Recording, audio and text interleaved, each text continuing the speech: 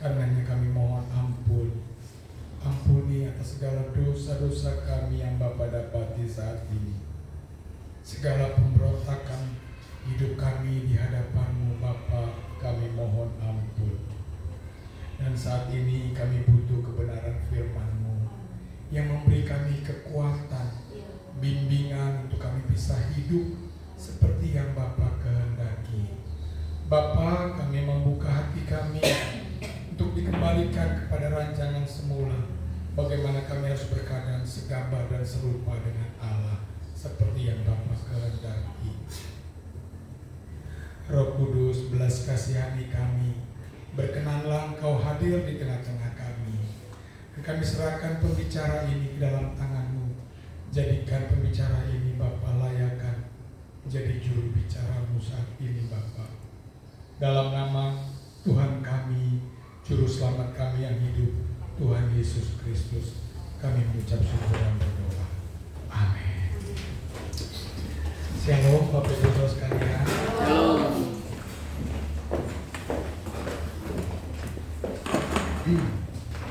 Mohon maaf sebelumnya karena kondisi saya suaranya serak-serak begini karena habis konser.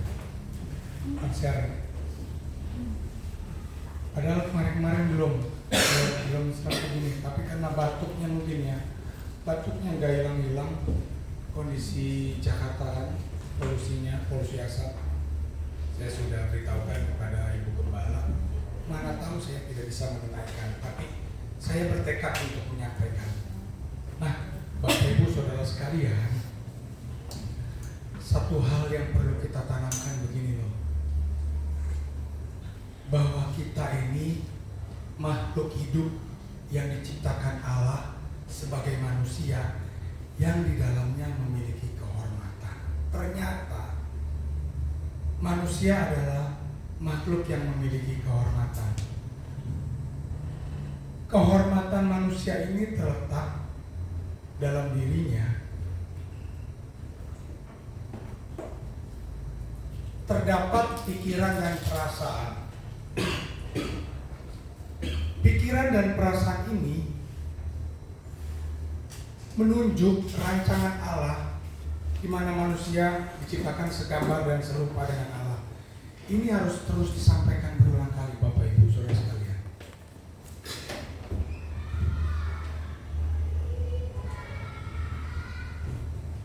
Ini harus kita tanamkan.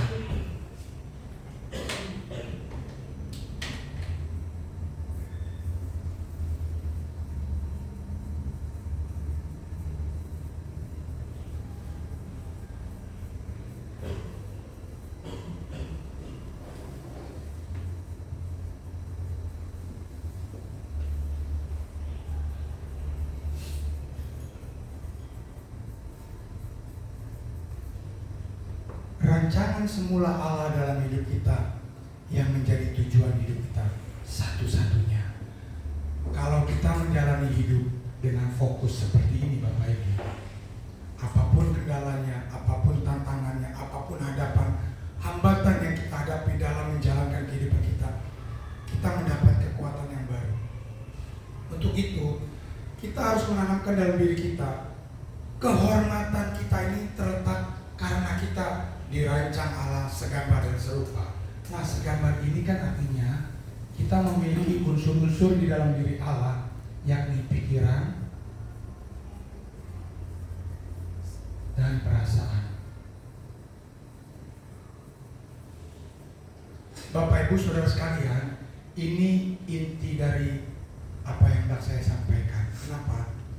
Harus disadari dengan betul bahwa kita ini manusia, yang artinya di dalam diri kita ada pikiran dan perasaan.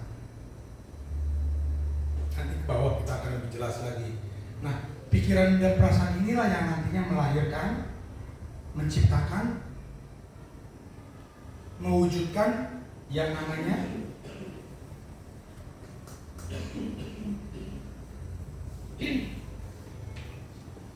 nah, kita diberi kehendak. Kehormatan kita sebagai manusia ternyata tidak mentang-mentang Allah Bapa sebagai Sang Khalik pencipta langit dan bumi yang menciptakan kita manusia, tidak mentang-mentang karena Sang Khalik menciptakan kita terus kita diatur sesuka-sukanya seperti di remote.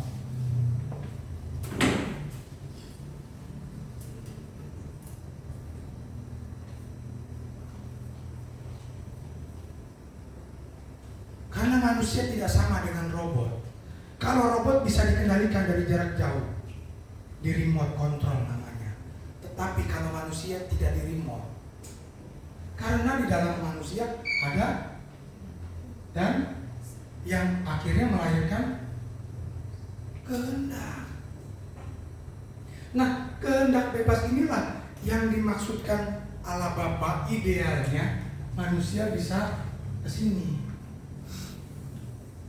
Idealnya dikehendaki dalam perjalanan waktu manusia menuruti semua kehendak Allah untuk bisa sampai ke sini, Bapak Ibu.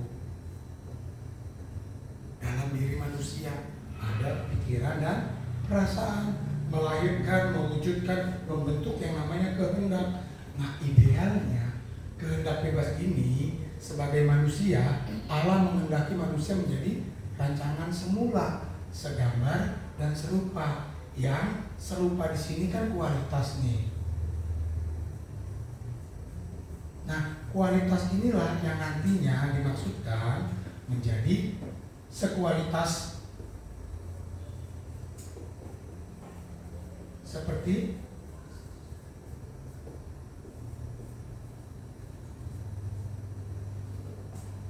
mau nggak mau. Waktu itu kan Yesus belum ada. Ini kan disampaikan di dalam perjanjian lama. Nah, perjanjian lama ini adalah bangsa Israel, umat yang dipersiapkan Allah untuk melahirkan Mesias. Nah, melalui bangsa Israel inilah Alkitab mencatat dari bangsa Yahudi lahir ke keselamatan. Jadi mereka ini umat perjanjian, umat pilihan Allah dalam perjanjian lama tidak dituntut ke sini. Mereka hanya ke sini.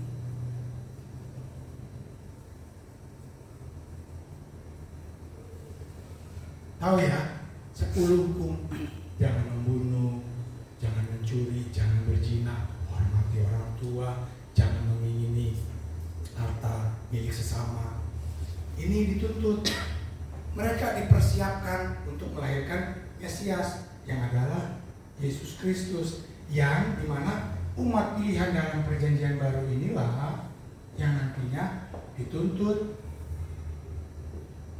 Dari mana tuntutannya? Dalam dimana Bapak Ibu Saudara sekalian?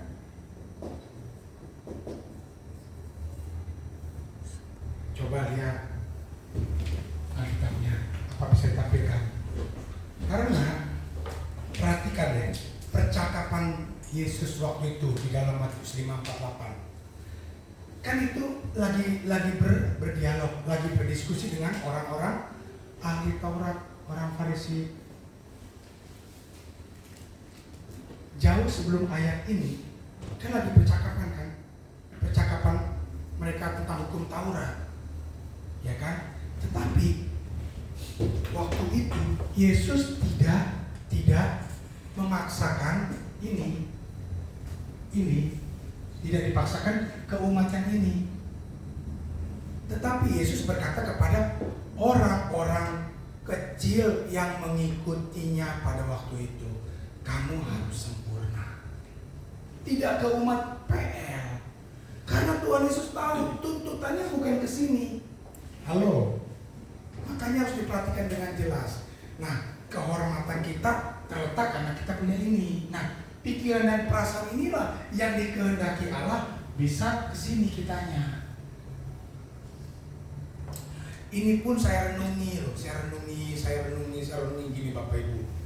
Iya ya, pernah nggak kita merenungkan gini? Dari sekian juta miliar jumlah manusia di bumi ini, kalau tidak ada saya, pengaruh nggak Ngaruh nggak bumi ini? Misalkan nggak ada Ciwangi putar-putar atau nggak ada apa ini? Pengaruh nggak dunia ini? Halo? Kan nggak ngaruh sama sekali, ya kan? Nggak ngaruh sama sekali. Apalagi Stefanus, wah makin nggak ngaruh lagi dunia ini, ya kan? Bener kan, Stef? Lalu saya berpikir, saya ada, kita semua ada. Pernah nggak direnungkan? Kan bukan hanya kehormatan saja ternyata. Berarti memang Allah menghendaki kita ada. Cuma persoalannya waktu menjalani kehidupan yang kita gelar di bumi ini kan tidak mudah, jatuh bangun, ya kan. Nah, kita kembali, ini pembahasannya lain. Nah, pikiran dan perasaan inilah yang dikehendaki Allah bisa sampai ke sini karena di dalamnya kita memiliki kehendak bebas. Harus diingat, ini rancangan Allah semula. Terus kita manusia yang diberi kehormatan, yang di dalamnya memiliki pikiran dan perasaan yang melahirkan kehendak bebas. Ini harus terus diulang-ulang, sampai benar-benar di dalam kita tuh menjadi sesuatu yang terintegrasi, tidak bisa dipisahkan gitu loh. Karena manusia bukan robot. Nah, Bapak Ibu pernah kan mendengar pengajaran yang dulu, saya juga dulu mengikutinya, berkata begini, Tuhan ambil alih hidupku. Nah, benar ya Cima? Saya juga ikut, Tuhan ambil alih hidupku, ambil alih hidupku, ambil alih kemudi hidupku, bawa aku Tuhan. Nah, tentu waktu itu saya memiliki pengertian yang sama seperti yang dimaksudkan, bahwa Tuhan mengambil dengan serta-merta begitu, lalu kemudi hidup kita Tuhan yang atur, seperti di remote control, seperti robot. Tetapi dalam perjalanan waktu saya mulai mengerti ternyata kita manusia yang di dalamnya pikiran dan perasaan yang melahirkan kehendak. Baru saya mengerti begini, dalam pengertian kita nih ya, ketika kita berkata begini, Tuhan ambil hidupku, ambil alih kemudi hidupku Tuhan, agar ku bisa hidup seturut kehendak-Mu. Caranya bagaimana? Kalimat ini ternyata tidak salah. Cuma cara memahami kalimat ini dulu dan sekarang harus beda. Kalau dulu kita pahami secara mistis. Artinya gini, Tuhan ambil alih hidupku, terus Tuhan kita digerakkan mau makan. Nah, jadi di remote sama Tuhan gitu. Misalkan Stefanus mau ngambil piring, itu Tuhan yang remote. Terus Stefanus ngambil piring, terus mau makan gitu, kayak robot lah, di remote. Gitu. Dulu mistik seperti itu. Atau bayangannya gini nih, nah nggak kelihatan lah, terus hidup kita pasti aja jalan melangkah, terus secara mistik kita nggak lihat Tuhan atur. Yang dipahami dulu gitu, secara mistik yang dipahami. Tetapi sekarang saya memahaminya ketika kita berkata Tuhan ambil alih hidupku. Artinya pikiran dan perasaan kita ini bagaimana bisa segambar dan serupa dengan Allah agar kita bisa sampai kepada rancangan semula, berarti harus diisi. Pikiran ini harus diisi sehingga perasaannya pun mengikuti. Nah, pikiran kita diisi oleh apa? Persoalannya kan sekarang bagaimana kita mengisi pikiran kita sendiri, Bapak Ibu Saudara sekalian. Nah, gini, perjalanan hidup kita kan panjang nih, dari zaman sebelumnya sampai sekarang, dan peristiwa-peristiwa yang kita alami, terus kejadian-kejadian yang kita saksikan, kejahatan-kejahatan terus yang diperagakan oleh manusia membekas di dalam pikiran kita. Ternyata pikiran kita yang menyerap semua. Nah, akhirnya perasaan kita ikut menyaksikan, akhirnya membenarkan. Nah, akhirnya kehendak kita pun tercemari, otomatis tergiring mengikuti manusia zaman sekarang. Makanya kita nggak bisa segambar dan serupa dengan Allah dengan kualitas seperti Yesus kalau pikiran kita tidak diisi oleh yang dari Allah, rancangan semula Allah. Makanya Bapak Ibu Saudara sekalian, kehendak bebas yang di dalam diri kita itu dapat ditujukan, diarahkan kemana sesuka-sukanya manusia itu. Sesuka-sukanya manusia itu mengarahkan kehendak bebasnya. Walau tadi saya sudah katakan, idealnya sebagai makhluk ciptaan, Allah menghendaki agar kehendak bebas kita itu diarahkan kepada rancangan semula Allah. Nah, Bapak Ibu, dalam hal ini kita juga dapat mempelajari kehendak bebas yang dimiliki oleh iblis. Sebelum manusia itu ada, jauh sebelumnya, sebelum iblis memberontak, Alkitab mencatat di dalam Yesaya 14 ayat 14. Kita pindah dulu.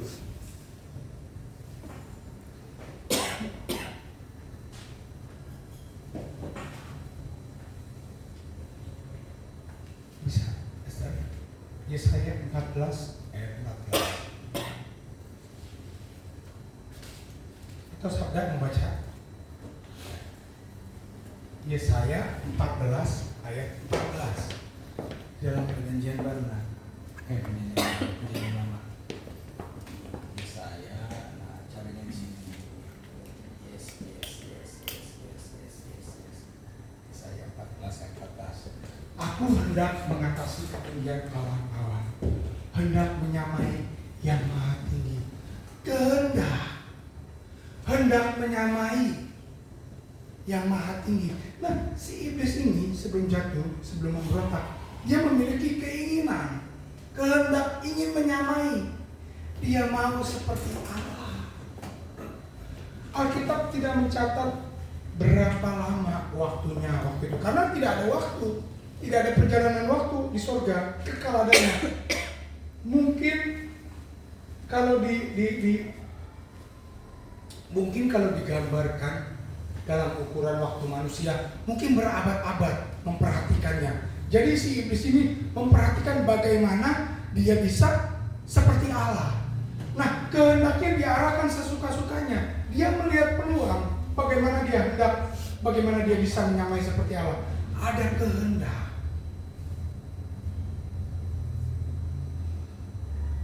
Yang akhirnya kehendak ini bisa ditemukan oleh Allah. Makanya iblis bisa dibuang. Dia memberontak. Dia tidak tunduk kepada kehendak Allah. Keinginannya untuk menyamai Allah yang maha tinggi.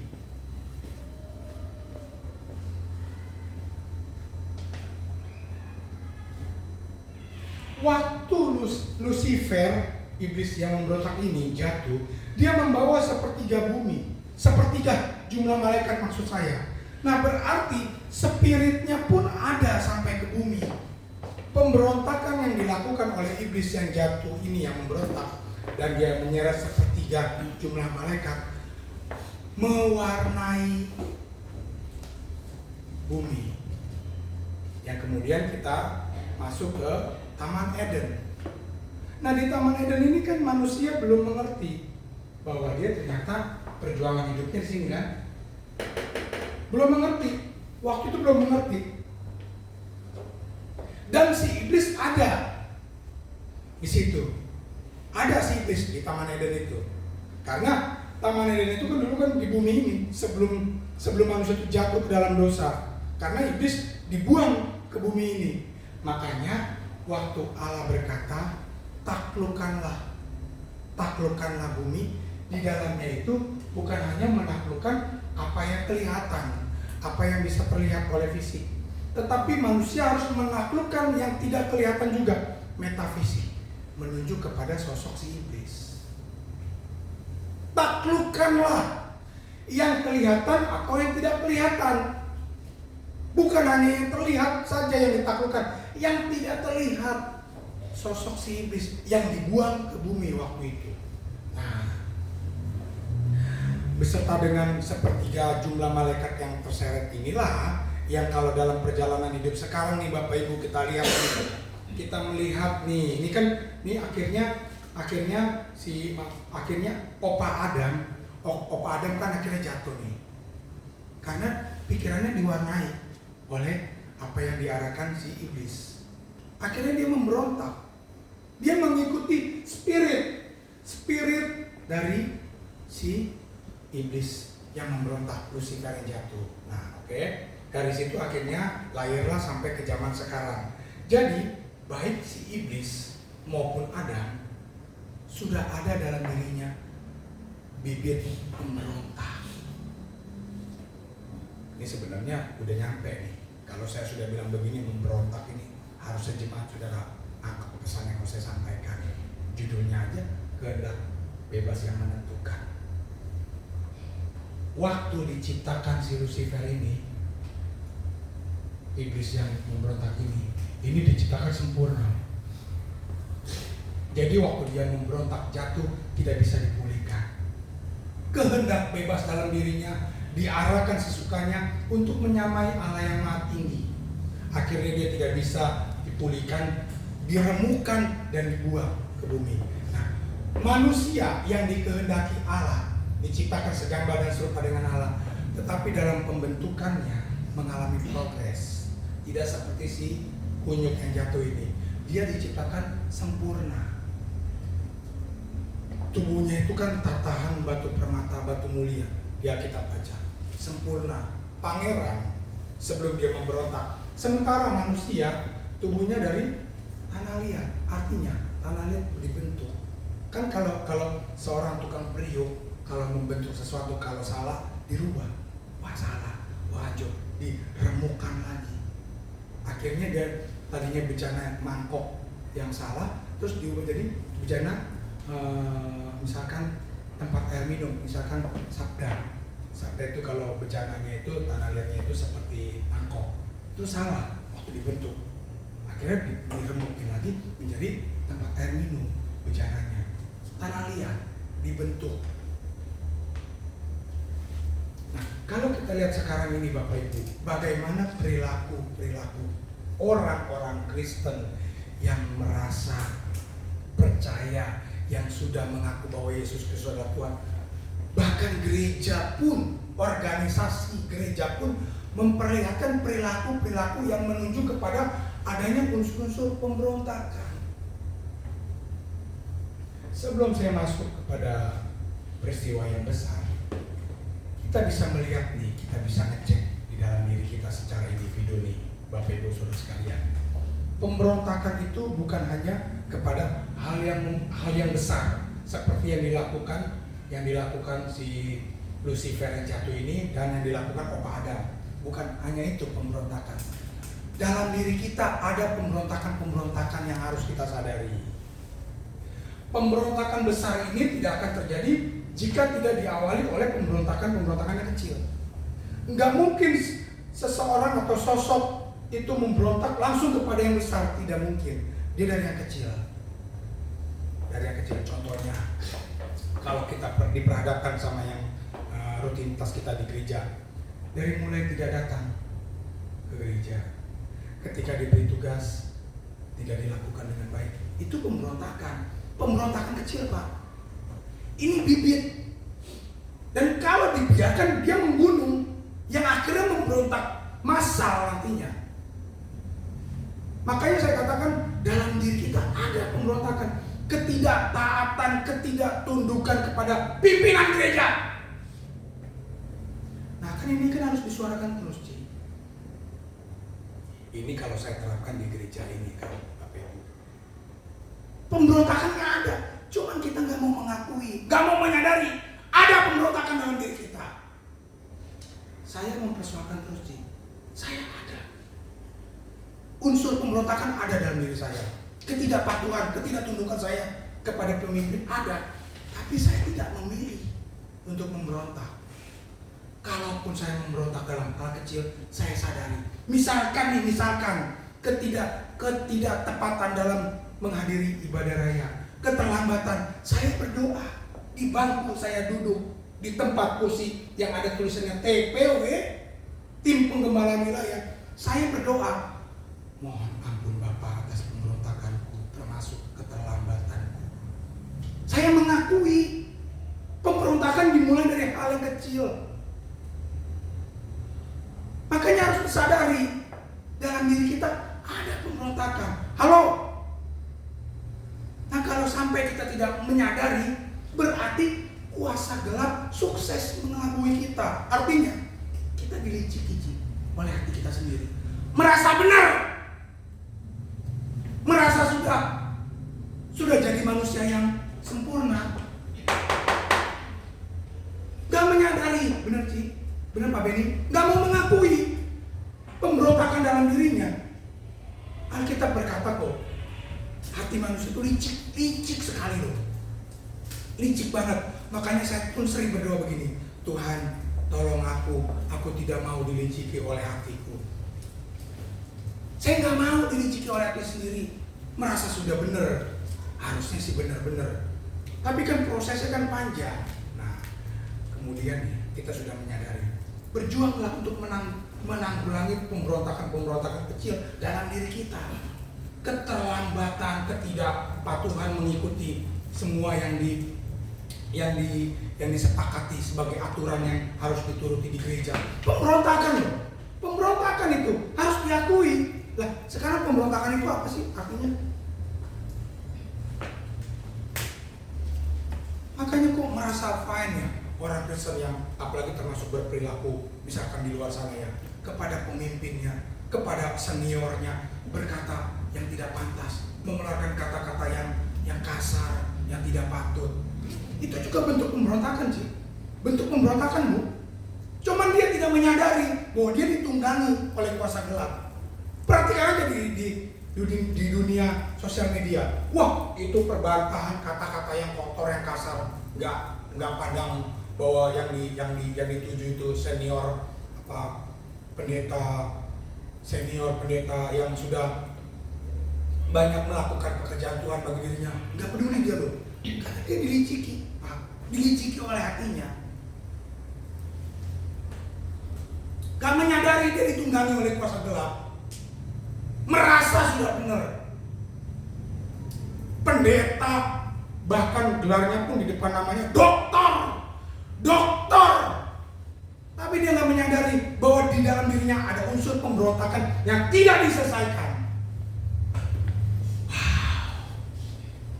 Akhirnya nih Bapak Ibu, dokter ini nih yang di dalamnya memiliki unsur-unsur pemberontakan yang tidak diselesaikan, akhirnya menjadi alat yang efektif untuk kuasa gelap. Nah, si dokter ini nih, si orang-orang yang mengaku pendeta, hamba Tuhan, tetapi dia ditunggangi oleh kuasa gelap, ini menyusup nih ke gereja-gereja, dan dia memaksa atau meminta untuk dijadwal khotbah di gereja-gereja, bahkan sampai ke daerah-daerah. Nah kan ini spiritnya nanti disampaikan spirit pemberontakan sih. Karena sebelum peristiwa ini terjadi, Bapak Ibu Saudara sekalian, peristiwa ini ada yang lain dulu nih, di mana dia memberontak juga kepada pemimpin di gerejanya, memberontak ketidaktundukan terhadap pimpinan gereja. Spirit ini tidak diselesaikan, pemberontakan ini, ketika mereka sekelompok orang ini keluar, spiritnya dibawa Pak, spiritnya kan ditunggangi sama kuasa gelap. Kalau ini besar pemberontakannya. Tetapi jangan lupa, di tempat kita masing-masing berada pun kita punya unsur yang sama. Halo. Makanya nih mulai nih bangun pagi tidak terlambat. Nah, waktu terlambat kita mengikuti doa pagi bersama, baik secara online atau onsite. Kalau kita tidak tepat bangun pun, itu pun memberontak. Dagingnya memberontak. Pak, emang harus sama-sama ya Pak? Lah, kita kan satu gereja, satu payung. Kalaupun kalian punya jam yang lain, tidak apa-apa, tidak masalah. Tapi kan ini kita kan komit jam 5. Dan saya pun masih ada gagalnya. Masih ada. Saya masih tidak tunduk nih Tuhan. Walaupun terlambat 5 menit, 10 menit, saya masih ada. Saya menyadari. Karena saya menyadari, maka saya berani bisa ngomong begini. Untuk menundukkan diri seutuhnya kepada kehendak Allah tidak mudah. Tapi memang dimulai harus dari komitmen. Mau. Ya, doa pagi. Terus yang lainnya, misalkan ada ibadah-ibadah yang diselenggarakan, pertemuan-pertemuan yang wajib dihadiri oleh para pelayan. Nah, para pelayan-pelayan ini kan dimaksudkan oleh pemimpin gereja, pemimpin dari sinode itu kan hadir semuanya. Bener ya Bu Gembala? Bener ya Pak? Nah, tapi dari semua yang hadir, banyak para pelayan yang tidak hadir. Nah, itu memberontak nggak? Coba jawab. Bukan marah sama kamu ya, Pak. Para pelayan-pelayan yang lain, gembala-gembala yang lain, pendeta-pendeta yang lain. Waktu ditentukan suatu pertemuan oleh pemimpin gereja, pemimpin sinode, tidak hadir. Itu pemberontakan bukan? Kan dia tidak menyadari. Atau memang sengaja memberi diri ditunggangi. Itu pemberontakan loh. Tidak tunduk kepada pemimpin. Tidak hadir. Lah yang dari Tangerang aja hadir. Dari Bekasi hadir. Steph, Sabda, Esther. Hadir. Dari luar daerah hadir. Ini di depan gereja. Di kalangan Kelapa Gading bisa loh gak hadir? Coba bayangkan. Bisa dibayangkan gak Bu Gembala? Loh, merasa dia nggak pemberontak loh. Saya nggak menghakimi, tapi saya melihat fakta. Pendeta, gembala, dokter, teologi. Makanya saya juga harus mengingatkan nih. Kan Bapak Ibu Saudara sekalian di tempat ini kan saya anggap bukan orang lain. Ya Pak ya. Saya ngomong apa adanya. Saya juga mengatakan saya juga berjuang sama kita berjuang. Nah, apalagi kalau kita mengikuti ibadah nih, kita udah tahu nih ibadah jam 8 malamnya kita atur settingnya, tidurnya cepat, sehingga kalau kita ibadah kita nggak duduk di bawah kaki Tuhan. Waktu ibadah kita nggak duduk di bawah kaki Tuhan gitu, nggak berdoa syafaat jadinya gitu. Jadi harus diatur malam. Sama saya pun juga menjaga. Nah itu juga termasuk pemberontakan kecil, tetapi hasil dampaknya bisa besar. Artinya, lah kalau kita menghadiri nih pertemuan seperti ini, kita berdoa, kita yakini Tuhan pimpin. Doa pembicaramu Tuhan menyampaikan suaramu. Lalu di gereja kita duduk di bawah apa? Duduk di bawah kaki Tuhan, mengaminkan khotbahnya. Lalu apa gunanya didoakan? Iya dong. Makanya kita harus atur hidup kita sedini mungkin, sekecil-kecilnya. Saya pun belajar. Makanya saya kalau menghadiri ibadah, kalau sampai saya ngantuk, saya kesel banget, nggak dapat apa-apa. Nah, saya kan mengatur waktu nih. Misalkan nih, doa malam, online, doa paginya, konsep di Kebun Jeruk, saya bisa ikuti. Kalau esok paginya tidak ada seminar di Kelapa Gading. Tapi kalau besoknya ada seminar Kelapa Gading, saya ikut onsite yang di doa malam Jumat, terus saya ikut onsite yang doa pagi Kebun Jeruk, saya ikut lagi onsite yang di seminar. Saya teler, bisa ngantuk, malah nggak dapat apa-apa saya di seminarnya. Saya rugi, saya kesal, jadi marah. Cuman marahnya bingung mau marah ke siapa. Akhirnya saya memutuskan gini, saya bagi waktu. Kalau besoknya ada seminar Jumat malamnya, doa malamnya, saya ikut online supaya saya bisa ikut doa paginya onsite di Kebun Jeruk. Dari situ lanjut ke seminar onsite. Tapi kalau saya doa malamnya onsite, saya nggak bisa doa paginya online di Kebun Jeruk. Nggak bisa saya onsite, mau nggak mau online. Kenapa? Supaya bisa ngikut onsite doanya, doa pagi di Kebun Jeruk, saya wajib bangun jam 3 subuh. Perjalanannya. Nah, untuk bisa bangun jam 3 subuh ini kan berarti kan dari Kelapa Gading selesai doa malam, saya harus cepat-cepat. Sementara bisa sampai jam 10 sampai di rumah. Bayangkan. Kan saya harus atur. Walaupun begitu keadaan saya, kalaupun saya terlambat, saya mengakui kok itu termasuk pemberontakan dalam diri saya. Saya mengakui dan saya berkata, aku masih memberontak. Aku mohon ampun Bapak, karena aku mau benar. Nah, ini kan pemberontakan kecil nih yang terjadi di gereja yang tidak diselesaikan ini. Ini kan menggunung seperti bola salju. Akhirnya kalau keluar nanti nih terjadi pemberontakan besar. Keluar ini membawa dampak terus.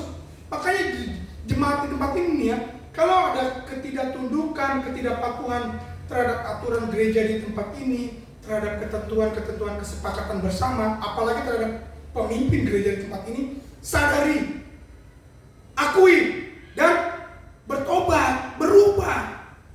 Kalau kita nggak berubah, kalau kita nggak tunduk kepada pemimpin gereja, tidak bakalan kita mendapat restu atau berkat dari Bapa di sorga. Karena pemimpin gereja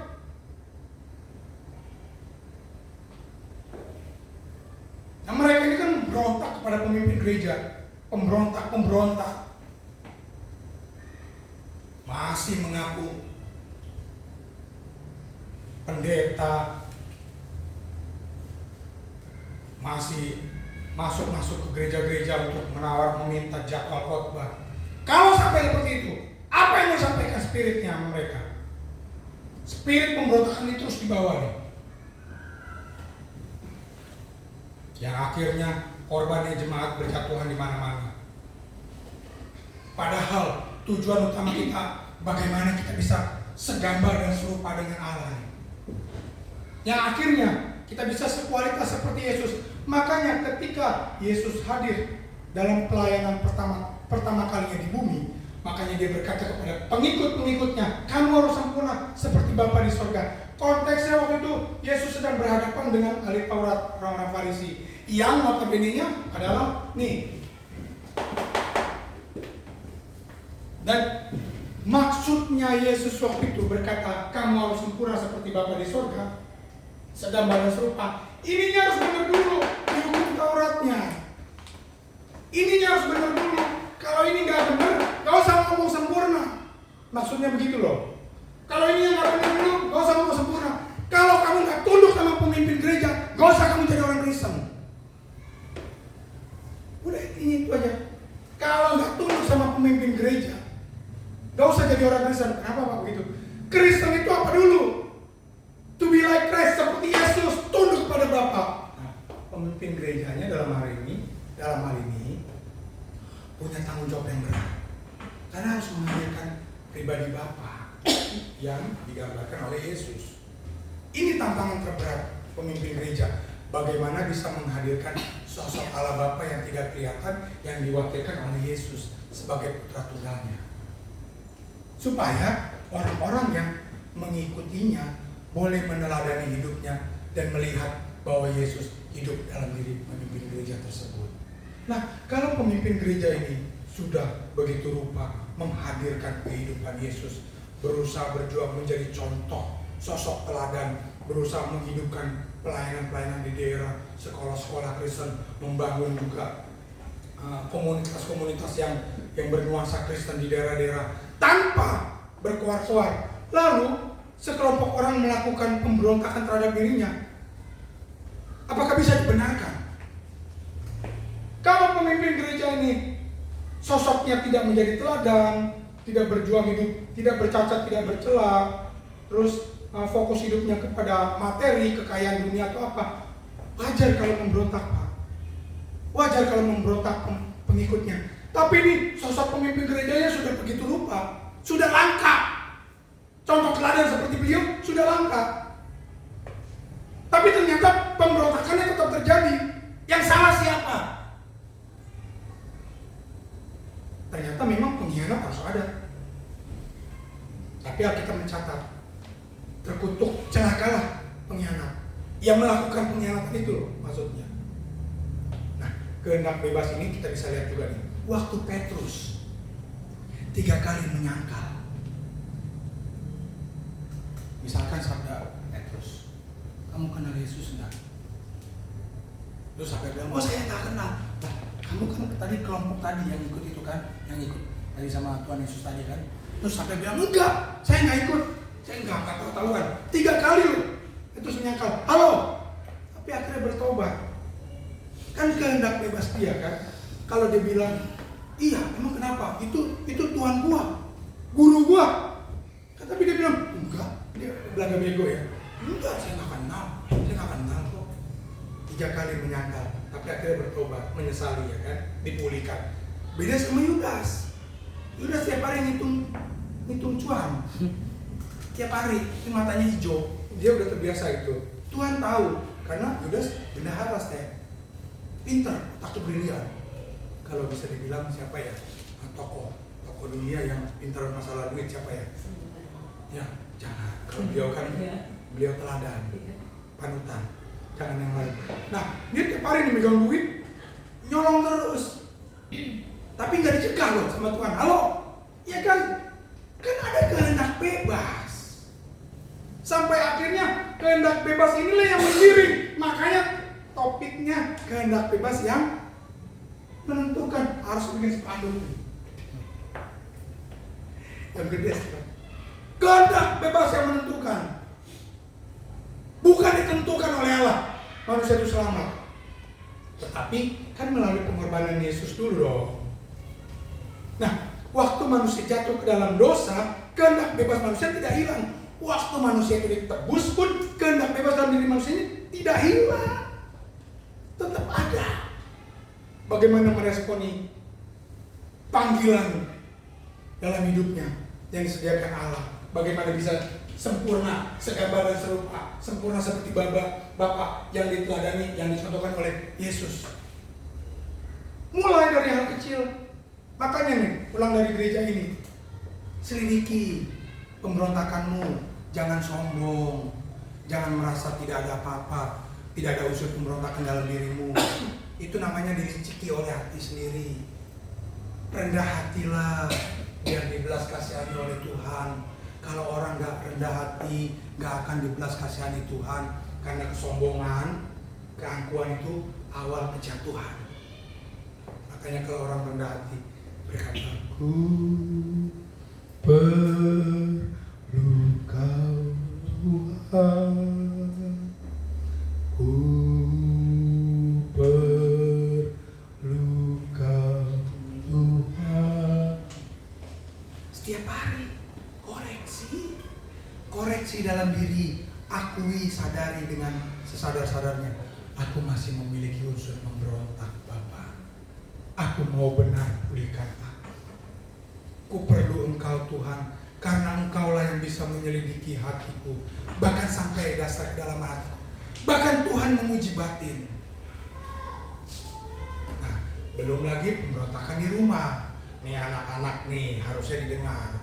Bagaimana kalau sama orang tua, ya Sabra, Stefanus, Esther, disuruh ke sana. Ah mama, orang mau ke sono sebentar. Itu pemberontakan. Itu bibir. Ada pepatah yang mengatakan kelakuan seseorang itu sudah bisa dilihat dari anak-anak. Makanya nih, tuanya tidak bisa dihindari. Yang kamu tabur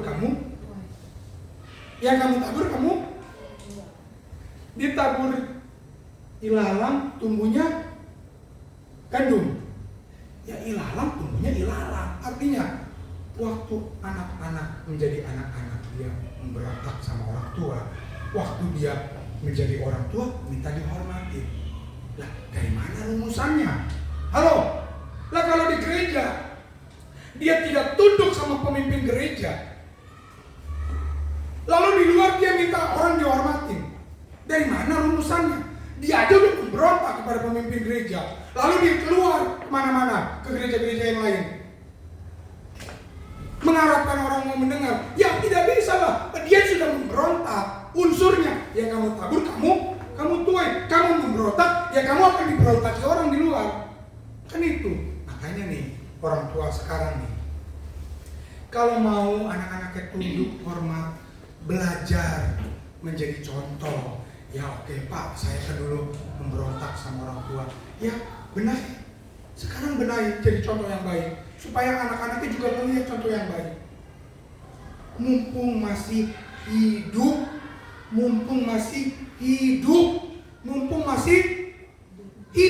benahi terus. Jangan sampai sudah mau mati baru bilang Tuhan beri aku kesempatan. Sekarang nih, kalau kamu mendengar kebenaran firman ini, kamu merendahkan hati, kamu membuka hati. Tuhan, aku bersalah, aku masih memiliki pemberontakan. Aku tidak mau dilecehkan oleh hatiku Bapa. Belas kasihanilah aku dan ubahkan aku. Pasti Tuhan menjamah. Pasti. Saya yang lebih dulu berkata, masih ada Bapa dalam diriku pemberontakan, unsur-unsur di dalamnya. sekecil sehalus apapun itu. Karena harus sempurna seperti Yesus. Kalau nggak mau sempurna seperti Yesus, nggak usah jadi orang Kristen. Nggak usah jadi orang Kristen kalau nggak sempurna seperti Bapa. Aduh, kalau udah begini capek ngurusin orang-orang yang menjengkelkan, mengganggu, menghambat pekerjaan Tuhan, mengganggu, menghambat pelayanan Tuhan. Pemberontakan itu kan menghambat pelayanan Tuhan. Nah, Bapak Ibu, pagi-pagi kalau domelin begini harusnya senang karena dibuka matanya. Jangan sampai kalau khotbah pagi-pagi dininabobokan, akhirnya tidur dalam hadirat Tuhan. Lebih baik seperti ini. Jadi kita melek, oh iya, benar juga dalam diri saya masih ada pemberontakan. Daripada kalau khotbah sampaikan, oh kamu diberkati, dah kamu pasti diberkati. Akhirnya, ya wes sudah berkati mas. Amin, amin, gitu, amin terus. Nah, satu hal yang saya temukan gini Bapak Ibu, ada satu keyakinan di luar Kristen. Dia dikenal rajin beribadah. Ini keyakinan di luar Kristen ya, rajin beribadah, rajin pergi ke rumah ibadahnya, tapi males.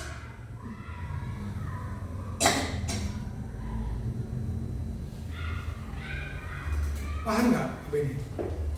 Ini dia dikenal rajin beribadah. Ini saya pakai kata beribadah, jangan disebut kalimat yang menjurus.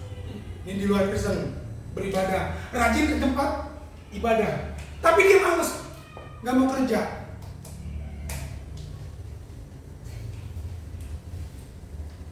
Beda kalau memang benar-benar jadi orang Kristen yang benar, dia tahu intinya seperti Yesus, dia nggak mungkin malas, nggak mungkin bodoh. Boleh, bisa saja dia berpendidikan minim, bisa. Tapi kalau mendengar firman terus, berulang-ulang, pasti cerdas. Pasti cerdas pikirannya, pasti dia dipimpin Roh Kudus. Jadi pendidikan umum tidak jaminan. Lah sekarang gini, gelar-gelar doktor ini tuh pendidikan rendah, gelar dokter loh, ya. Tapi tidak dipimpin Roh Kudus, jadi alat setan. Makanya sama, saya pun juga ada potensi. Sama, saya tidak mengatakan saya lebih dari mereka. Sama, tadi di awal saya sudah bilang kan, saya ada unsur pemberontakan yang tidak. Tapi saya memilih kehendak saya untuk tidak seperti mereka. Saya yang mengarahkan, kan tadi saya berkatakan, kehendak bebas dalam diri manusia itu kan ditujukan kemana, kepada siapa, kan suka-suka manusia itu sendiri kan. Nah, saya mengambil keputusan, saya mau sempurna seperti Bapa, serupa dengan Yesus. Demikianlah benar firman Tuhan pagi menjelang siang hari ini. Kiranya